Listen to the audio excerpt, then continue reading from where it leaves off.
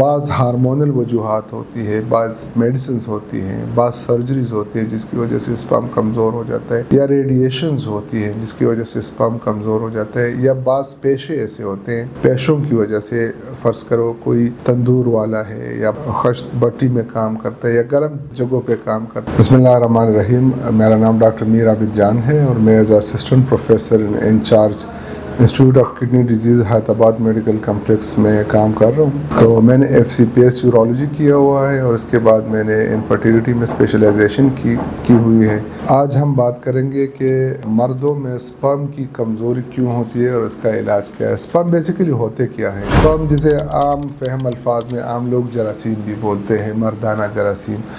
ये एक ख़ास सेल्स होते हैं मर्दाना उसके, इससे फिर बच्चे जन्म लेते हैं। तो अगर ये कमज़ोर हो तो फिर बच्चों का मसला पैदा होता है। जब हम टेस्ट करते हैं, जो मनी का टेस्ट होता है जिसे सीमन एनालिसिस बोलते हैं, तो हम हर पेशेंट से कराते हैं जो बेऔलादी का मसला होता है जिनको। तो उसके लिए सबसे पहले आपको ये पता होना चाहिए कि आप जब भी बांझपन के इलाज के लिए जाते हो डॉक्टर के पास, तो आपको 2 से 3 दिन का नागा करना चाहिए। मतलब हम बिस्तरी से 2 से 3 दिन हम बिस्तरी आपको नहीं करनी चाहिए और फिर आपको टेस्ट कराना है। तो टेस्ट में हम क्या देखते हैं, उसमें हम कुछ चीज़ें देखते हैं। उसमें एक तो ये है कि जो मनी की मिकदार है वो कितनी है, ठीक है। इसके अलावा उसमें स्पर्म की क्वांटिटी कितनी है, मिकदार कितनी है, और इसके अलावा उसमें जो स्पर्म है उसकी हरकत को हम देखते हैं कि कितनी हरकत होनी चाहिए उसमें। फिर उसमें प्रोग्रेसिव मोटिलिटी हम उसे कहते हैं कितनी है, स्लो मोटिलिटी कितनी है, जो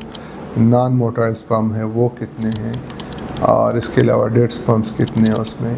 और हम स्पर्म की शक्ल देखते हैं कि उसकी जो शक्ल है मॉर्फोलॉजी वो कितनी है, ठीक है। और उसमें जरासीम की तादाद कितनी है, जिसमें पस सेल्स जिसे कहा करते हैं उसकी तादाद कितनी है।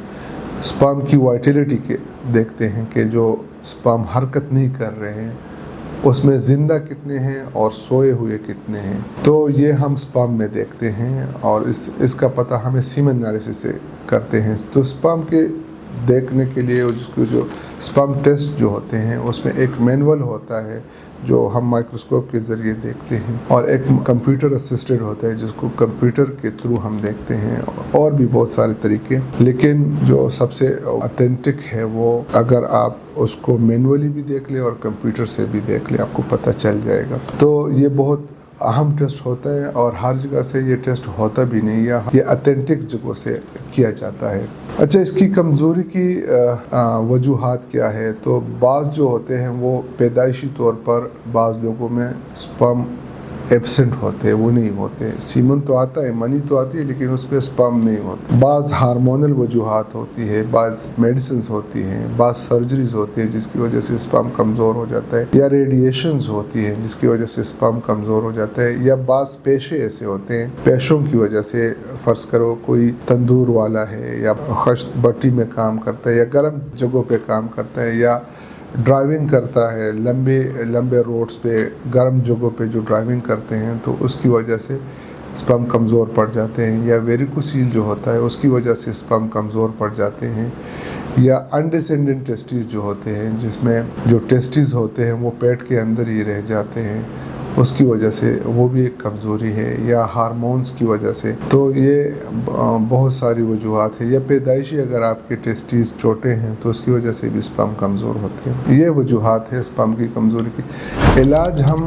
बीमारी को देख के उसके मुताबिक फिर इलाज करते हैं कि उसके हार्मोनल काजेज़ हैं, या कोई वेरिकोसील है, या प्रोफेशन की वो है, तो उसके मुताबिक हम करते हैं। या तो प्रोफेशन चेंज कर देता है, या उसको हम मेडिसिन देते हैं, कोई हार्मोनल मेडिसिन होती हैं, या कोई ऐसी न्यूट्रोस्यूटिकल्स होती है जिसकी वजह से स्पर्म अच्छे हो जाते हैं, जिस तरह एलार्जिनिन है, CQ10 है, या लाइकोपिन है, एसिटाइल कार्निटीन है। ऐसी मेडिसिन हैं जिसकी वजह से स्पर्म बढ़ जाते हैं। या अगर फ़र्ज़ करो वेरिकोसील है तो उसकी हम सर्जरी कर देते हैं। तो ट्रीट द काज, जो वजह होती है स्पर्म की कमज़ोरी को, उसको हम ट्रीट करते हैं फिर।